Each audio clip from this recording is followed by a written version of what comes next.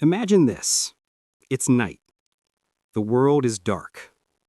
The air is cold enough to freeze your breath. You are a human, tens of thousands of years ago.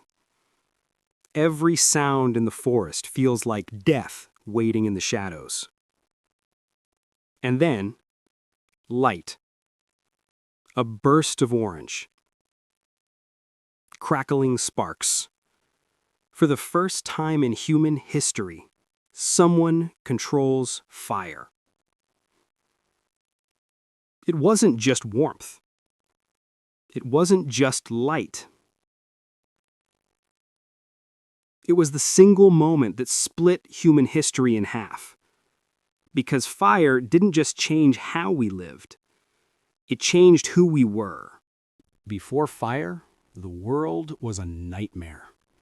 The sun set and humans vanished into the shadows. No houses, no walls, no weapons strong enough. Only caves, branches, and luck. At night, we were the hunted.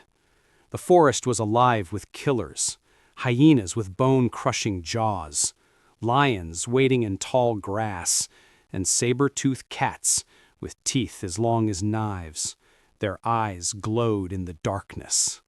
And we had nothing but fear. Food was no easier. Raw meat rotted fast. It was tough, crawling with parasites. Plants had to be chewed for hours. Bellies stayed empty. Bodies stayed weak. And survival meant silence.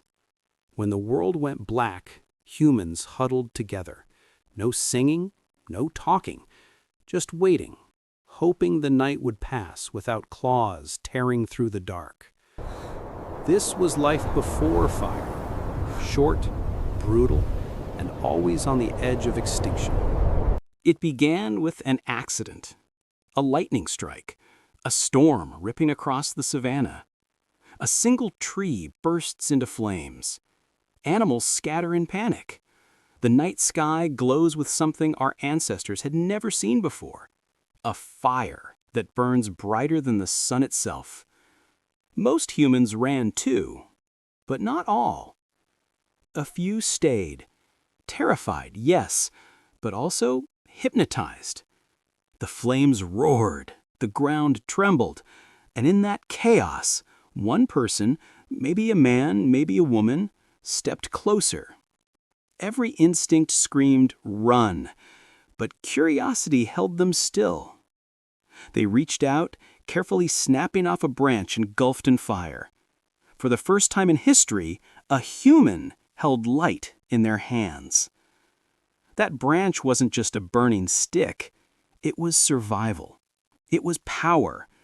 It was the spark that would change humanity forever. And from that moment, humans weren't just part of nature, they had taken control of it.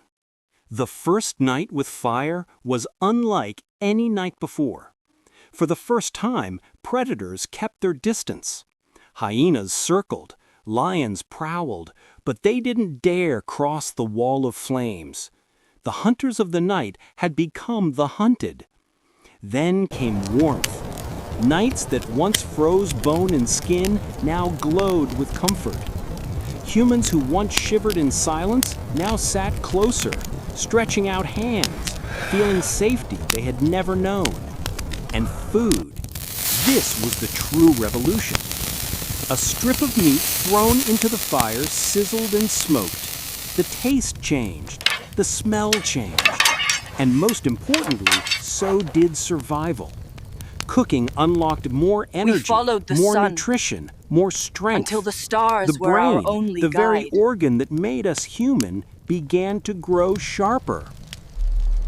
But something else happened too. Something no animal had ever done before. Humans didn't just use fire. They gathered around it. They laughed. They told stories. Fire did more than keep predators away. It pulled humans closer, into a circle. For the first time, night wasn't only fear. It became a gathering. Imagine it, a ring of faces glowing in orange light, shadows dancing on cave walls. The fire crackles, sparks fly upward into the black sky, and for the first time, humans talk freely in the dark. They share memories of the hunt. They warn of dangers beyond the hills. They sing. They laugh. And then, something new: storytelling. One voice rises, weaving words into imagination. The tribe listens. They picture things that aren't in front of them: heroes, spirits, myths, dreams. This was more than survival. This was culture being born. Because around the fire, humans became more than animals. They became storytellers. They began to pass wisdom forward. And in those flickering shadows, human imagination itself was. But fire wasn't only warmth. It wasn't only stories. It was power, and power can destroy. With the single torch, humans could change the balance of life and death. Hunters discovered that flames could drive animals into traps. Entire herds pushed into ravines. Beasts terrified by fire running straight into spears. Predators that once ruled the night now fled at the sight of burning branches. For the first time, humans had the ultimate advantage. But fire could do even more. It could reshape the land. Tribes learned to burn forests to flush out game, a single spark clearing entire landscapes. And when humans fought each other, fire was the great decider. Villages of huts reduced to ash, enemies scattered under walls of smoke and flame. What began as a miracle of survival became a weapon of conquest. From this moment forward, fire didn't stay in one place. It traveled with us. From the valleys of Africa to the frozen edges of Europe, every step humans took, fire went too. It was carried on branches, protected in embers, passed from camp to camp like a sacred treasure. And everywhere fire touched, the world changed. Forests were burned to make hunting grounds. Grasslands expanded, carved open by flames. Animals fled, ecosystems shifted, landscapes transformed. Humans weren't just surviving anymore, they were engineering nature itself.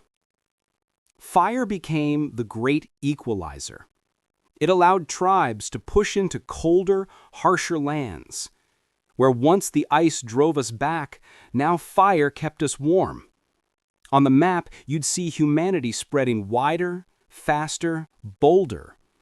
Africa to Europe, Europe to Asia, eventually to the farthest reaches of the earth. And with fire in hand, the balance of power was never the same. Predators retreated, but every gift has a cost, and fire was no exception. A spark could warm the body, but it could also burn flesh to ash. Children reached too close, skin blistered, hands scarred. The lesson was instant. Fire gave life, but it demanded respect. Accidents turned camps into chaos. A stray ember could leap into dry grass. In moments, huts collapsed into flames, food stores gone, families left in smoke. For the first time, humans understood. They weren't just masters of fire, they were its prisoners too. And yet, they couldn't let it go. Fire was too valuable, too powerful. So they learned to fear it, control it, and guard it like a god. Because fire wasn't just creation, it was destruction. And from the very beginning, humanity lived between those two flames. From the very beginning, fire was never just a tool, it was destiny. That first burning branch carried forward through time, from campfires to furnaces, from furnaces to engines, from engines to rockets and bombs. The same spark that kept our ancestors alive now fuels entire cities. It drives factories, machines, and the power of nations. It lights the night sky with electricity, and it burns in weapons that can erase the world in seconds. Fire gave us culture. It gave us technology. It gave us the power to conquer nature itself. But it also gave us the power to destroy everything we've built. We are children of fire. We are its masters and its prisoners. So what was fire really? Not just warmth, not just light, not just survival. It was the first crown, the first throne, the first sign that humans, fragile, small, weak, were meant to rule. And all of it began with one spark.